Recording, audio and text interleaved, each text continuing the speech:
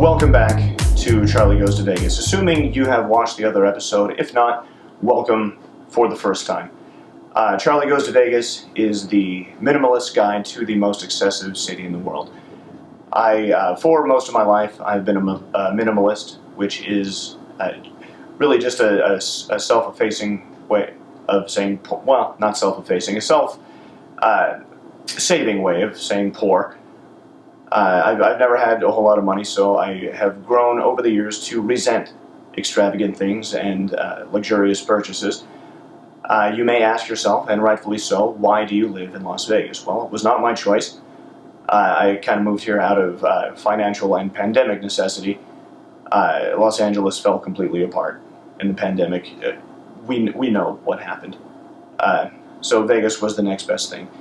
So here I am, a minimalist in the brightest, loudest, just noisiest city that I've ever lived in, trying to find things to do to just sort of tolerate the whole Vegas lifestyle. I'm generally not a fan.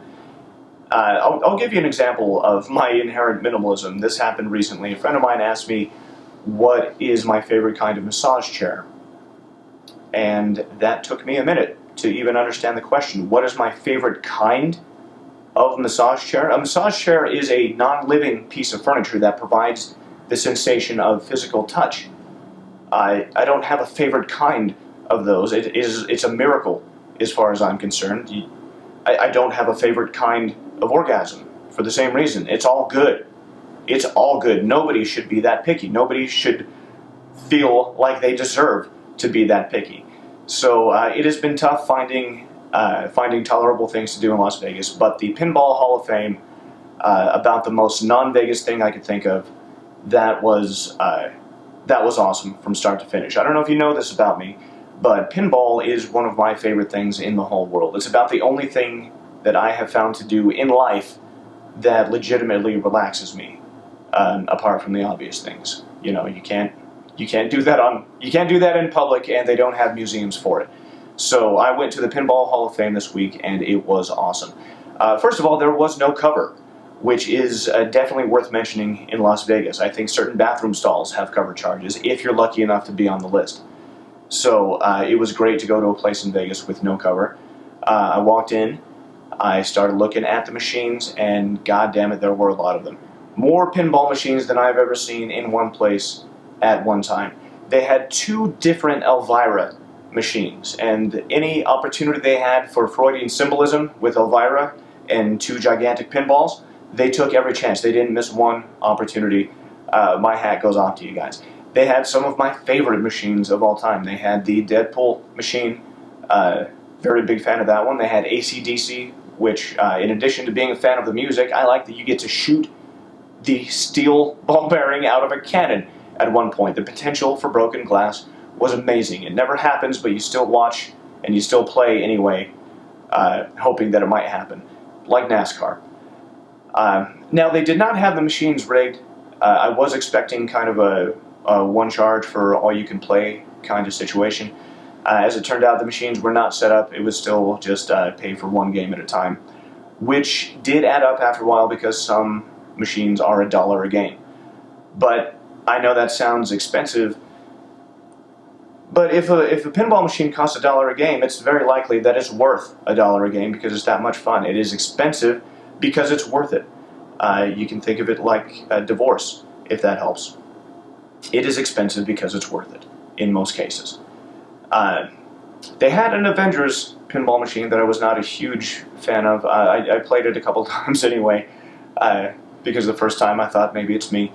But no, it was just kind of a quickly produced machine. You can tell a quickly produced machine because of the lack of attention to detail. The attention to detail is what makes a machine fun, especially if it's an adaptation of some other kind of movie or TV show. Good example is Batman '66. I think we can all admit that even for the time, Batman was a horrible TV show. It was one of the cheesiest things I've ever seen. But it makes a great pinball machine. They actually have like Adam West's voice and Burt Ward. I think Vincent Price as Egghead showed up. That is attention to detail. Egghead is one of the most obscure Batman characters in all of Batman. So to go to the trouble to bring Egghead, that shows an attention to detail that I really like. Another one that had great detail was Guardians of the Galaxy. They had this giant moving Groot that you could make it to. When I say make it to, if you're not familiar with pinball, first of all, you could probably find something else to watch for 10 minutes. This is not going to help you. Second of all, when you say you get to something on a pinball machine, you usually start and you have to spell out words or you have to complete challenges to make it to a higher level. One very common pinball machine was the Phantom Menace, which, while it was the hand job of Star Wars movies, you know, not really what you want, but it gets the job done, it made a really great pinball machine. It started at Jedi, I forget what the first level was, but it went from like Jedi Knight to Jedi Spirit to Jedi Master. Like, that's usually how a pinball machine will go. There's some sort of levels to achieve. Monster Mash. They also had a Monster Mash machine, which is one of my probably top 5 favorite machines of all time. This is like the Universal Monsters. Horrible puns. That makes it fun for me. I'm a big fan of puns. So I really liked the Monster Mash machine. They had a lot of machines that I had never played. Let's see. Trying to remember what they were. See, because it's all kind of hazy in my memory now, because I go to a pinball arcade the way other people go to like a nightclub or something like that. Like, you're just so excited and high. We can admit that it's legal in Nevada. You're just so excited and high that you don't really retain all the memories you should. And that's what the Pinball Hall of Fame was like for me. One thing I do remember very vividly is they had the Pinball Circus machine. This was something that I didn't think really existed anymore. This was something that I'd heard about. This was made by the Williams Amusement Company, who manufactured a lot of great pinball machines. In, I believe it was 1993, they made like a sort of three-dimensional on top of an already three-dimensional pinball cabinet, where it was built sort of like the size of a claw machine. It was a very big machine that was built upward, for lack of a more accurate term, I guess. So you and it was circus themed. So you you launch the pinball, you move it up some ramps, then it goes up to the top of a tower, and there are other flippers within the tower where you have to move it to different parts. It was really great. Only 2 machines were made. According to legend. It was 1993. They made 2 prototypes. No manufacturers were willing to make them because they cost $1,000 more per unit to make than a regular pinball machine. So those 2 cabinets that were made in 1993 just, I guess, like executives just took them home after a while. Because after a while, Williams switched over to slot machines, which, I mean, if you want to make money, I get it. So I don't know how the Las Vegas Pinball Hall of Fame ended up with one of 2 in existence pinball circus cabinets, but I played it, and it was insanely frustrating. First of all, I'm not a big fan of clowns. Second of all, after a whole lifetime of playing regularly sort of laid out pinball machines, it was tough to get used to a new kind of setup. But it's definitely one that I'm going to be playing again when I go back. Oh yes, I will be going back. I think I will be a regular at the Pinball Hall of Fame. What I'm going to do is apply the Sin City scale to the Pinball Hall of Fame. This is something I do. Whatever I talk about on the show, I apply the 7 deadly sins to the experience, because Las Vegas is called Sin City, and I take city nicknames very, very seriously. Like, if I'm going to be in Denver, that is called the Mile High City, I am not leaving until I have sex on an airplane. I take that shit very seriously. I used to live in Los Angeles. That was the city of dreams, what some people call it. So if I would tell someone, what'd you dream last night? If they say they didn't remember, I would call bullshit and not let up until I get an answer. I hold cities accountable to their nicknames. So Las Vegas is Sin City, so let's apply that to the Pinball Hall of Fame. Gluttony. I'm going to give it the point for gluttony, because while pinball is a game, and depending on how you play, it can be considered a sport, it's one of the only ones where all you have to do is be able to reach this far. Those are the physical requirements for pinball, so it attracts a certain type of athlete. So it gets the point for gluttony. Wrath, it does not get the point for wrath. I cannot experience wrath when I'm around that much pinball. They had the Wizard of Oz pinball, which is insane and 3D, and if I didn't have epilepsy before, I probably do now, and I'm fine with it. That's how happy pinball makes me, so there was no wrath to be seen. So it gets the point for gluttony, does not get the point for wrath. Sloth, I will give the point for sloth. Same reason it gets gluttony. Pinball is something that can and frequently is enjoyed by the lazy. So it gets the point for sloth. Lust, no, not at all. Despite the Elvira machines that I mentioned earlier, this does not get the point for lust. This is probably the unsexiest thing you're going to find on the internet. This is definitely the unsexiest show that's ever been done about Las Vegas. So, in fact, right now I'm going to go ahead and I'm going to have my producer drop in a smooth jazz hook. So once, yeah, there we go. So yes, I'm going to talk about pinball. I'm going to talk about the twitchiest, spazziest, sweatiest game I can think of. I look undesirable when I play pinball. See, that's what I'm saying. Go ahead and turn off the smooth jazz hook. That won't work.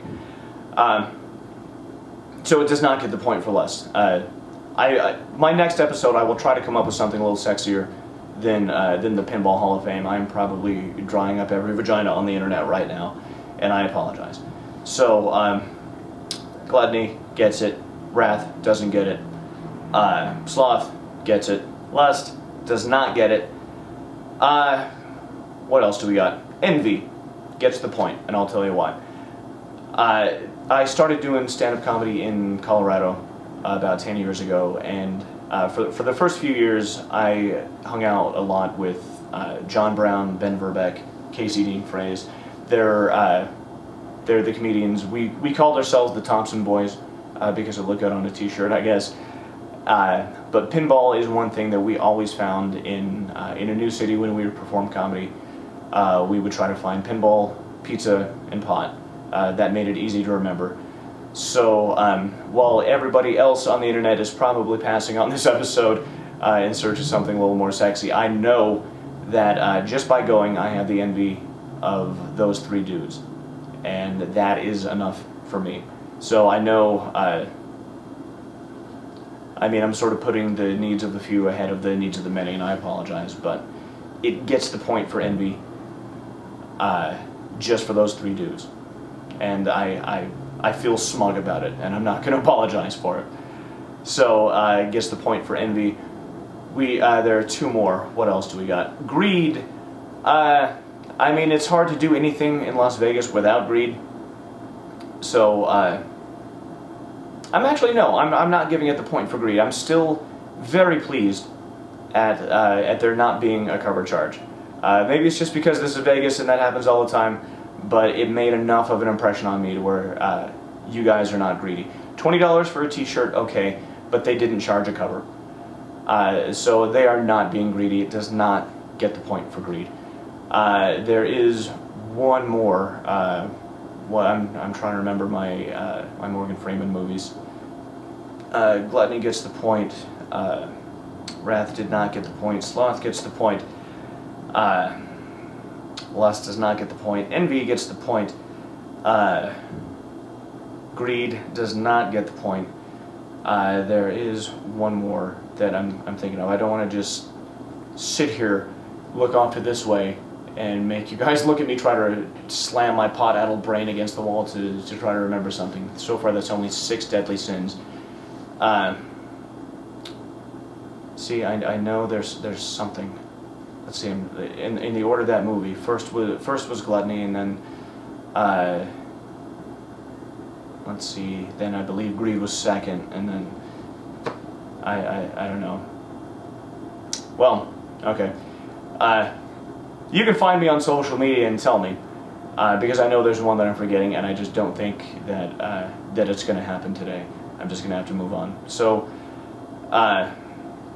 we'll start at the beginning one more time. Gluttony gets the point. Sloth gets the point. Envy gets the point. And so I believe that is only 3 out of 7. But goddamn it, I know there's another one that I'm not thinking of. But I mean, I enjoyed it very much. This was the least Vegas thing I'm likely to find in Vegas. Though believe me, I will be looking. But it was a lot of fun. So if you enjoy pinball a third as much as I do, it's definitely worth your time to go. All I can promise next episode is that it'll be sexier than a pinball arcade. I don't know what I'm going to be doing for the next one. I had planned on going to to Wonder Park on Fremont Street, which was an AR/VR park, augmented reality, virtual reality park, which I made fun of at the time, and now I feel bad because I believe it's closed. It's not there anymore. So I will have to think of something a little more adult to do next episode. But if you enjoy these, by all means keep watching them. Thank you very much. You can click on the banner for more videos. There's you can probably find some stand-up videos in there too. Anything Minimalist Vegas, I find, will make its way to this show. So if you were like me, then I will do my best to give you a Vegas you can live with, I guess is the best way to put that. So thank you for watching. Thank you also to Blast Pop Media. They are producing the show, keeping me on track, despite my best efforts to derail the whole thing. We'll be back next week with something sexier. In the meantime, just keep your head on you and just try to enjoy Vegas, even though all the evidence to the contrary is making it difficult. I'll see you out there, guys. Bye.